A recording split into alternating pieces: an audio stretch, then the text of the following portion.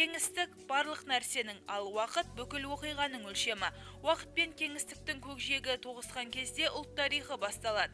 Елбасы жариялаған Ұлы даланың 7 қыры идеясы өткенге көз жүгіртіп, төл өнерімізді түгендеуге негізделген. Мақала атқа міну мәдениеті, Ұлы даладағы ежелгі металлургия, аң стилі, алтын адам, Ұлы жібек жолы, Қазақстан алма мен қызғалтақтың отаны тақырыбын қамтып, көп қырлы әрі ауқымды тарихымызға тереңірек бойлатады. Мәселен, атқа міну мәдениеті мен жылқы шаруашылығы жер жүзінде Ұлы даладан тарағаны тарихтан белгілі. Еліміздің солтүстік өңіріндегі энеолит дәуіріне тиесілі Ботай қонысында жүргізілген қазба жұмыстары жылқының тұңғыш рет қазіргі Қазақстан аумағында қолға үйретілгенін дәлелдеді. Рухани жаңғыру мақаласының жалғасы осы сынды тарихи деректерге негізделген. Жүздеген мемлекет бізді мойындады. Сондан тереземіз тең болу үшін экономика бір сала, тарихта да үлкен сала. Сондықтан басқа ұлы халықтар кімді сыйлайды?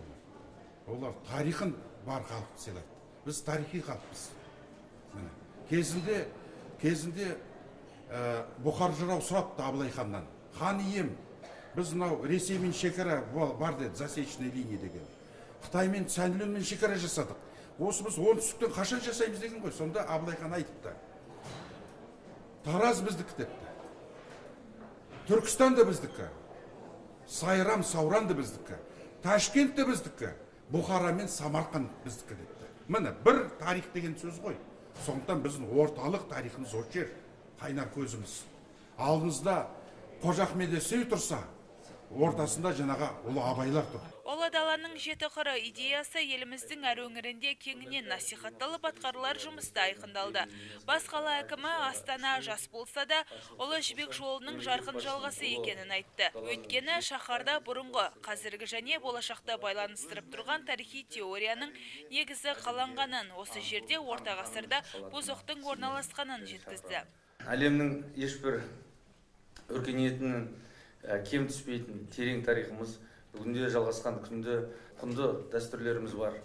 Оның барлығы жаһандану дәуірінде өркениет кешенінен қалмай рухани кемелдеуіміздің темірқазығы болмақ. Елбасы мақаласы ұлтымыздың және тарихын тереңнен қозғап, оның рухани мұрасын, мәдениетін жаңаша бағамдауға, заман талабына сай өркендей түсуіне мүмкіндік ашатын ауқымды жоба. Жиында Бозоқ археологиялық қазбалар сериясының 3-ті үлгісін жасау бойынша жоба іске асырылатыны айтылды. Осы арқылы орта ғасырдағы орталық Қазақстан халқының мәдениеті ұсынылады. Осылайша орта ғасыр мәдениетіндегі тарихи жәдігерлермен жақын танысқысы келгендерге зор мүмкіндік беріледі.